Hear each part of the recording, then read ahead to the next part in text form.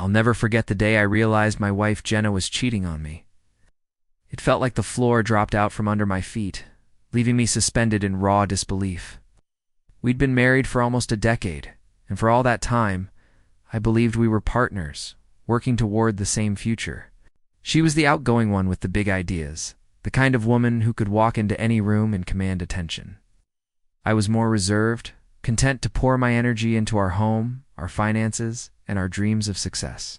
But while I was busy making sacrifices, Jenna was plotting her own exit strategy, secret accounts, secret plans, and a secret lover who gave her the thrill she apparently couldn't find in our marriage. It started with little clues, late-night phone calls she brushed off as work emergencies, receipts for expensive lunches with friends I never met, her sudden enthusiasm for networking events that ran way past midnight. My gut told me something was off, but I tamped it down out of love and trust. Then I found the messages on her phone, flirty texts, pictures, and confessions I couldn't unread confirming she was fooling around with a slick, smooth-talking colleague.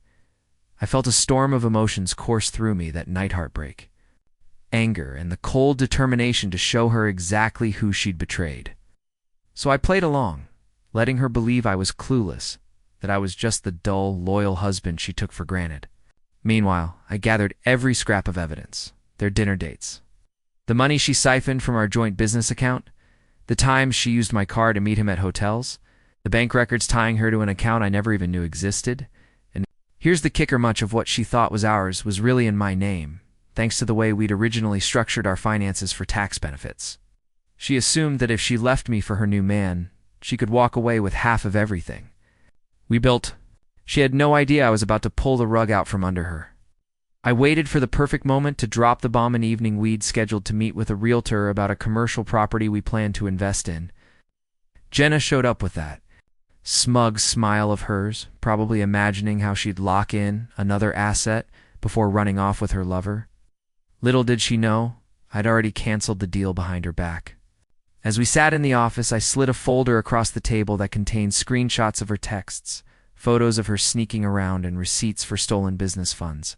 Her face went pale, her confident veneer cracking as she realized I knew everything.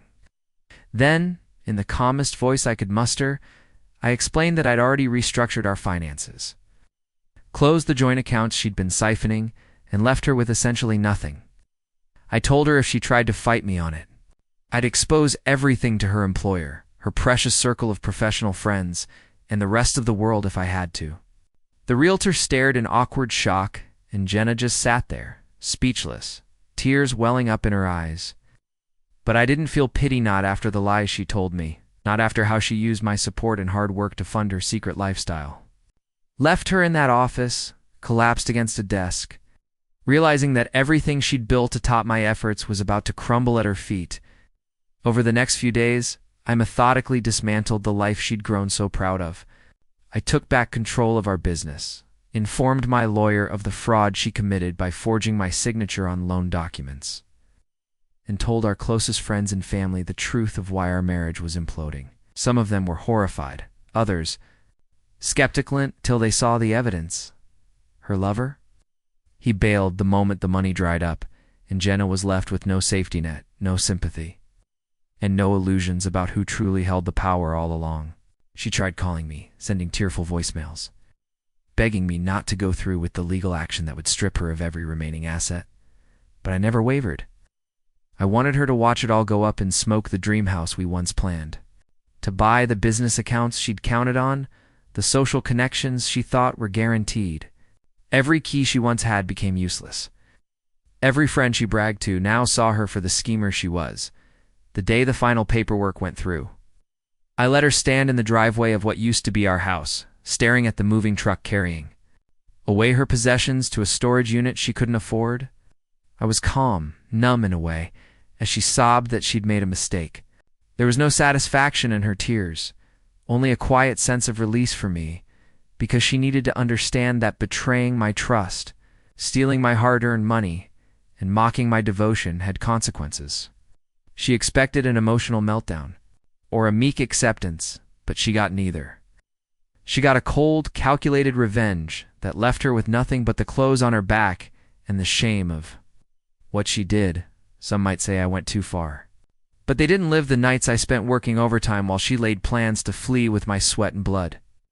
They didn't feel the stabbing pain of realizing the woman you loved, the partner you built everything with, was laughing behind your back with another man. In the end, she watched helpless as I tore down the empire she thought she was entitled to, every brick paid for by my sacrifices. Walking away that day, I felt a strange weight lift off me. It wasn't joy exactly, more like relief. I was free from the poison of a marriage built on lies, free to rebuild my life without the constant doubt or manipulations. And if Jenna learned one thing from the ruins of our marriage, it was that you never, ever underestimate the person who stood by you when you had nothing. Because sometimes the quietest husband can become your worst nightmare when pushed too far.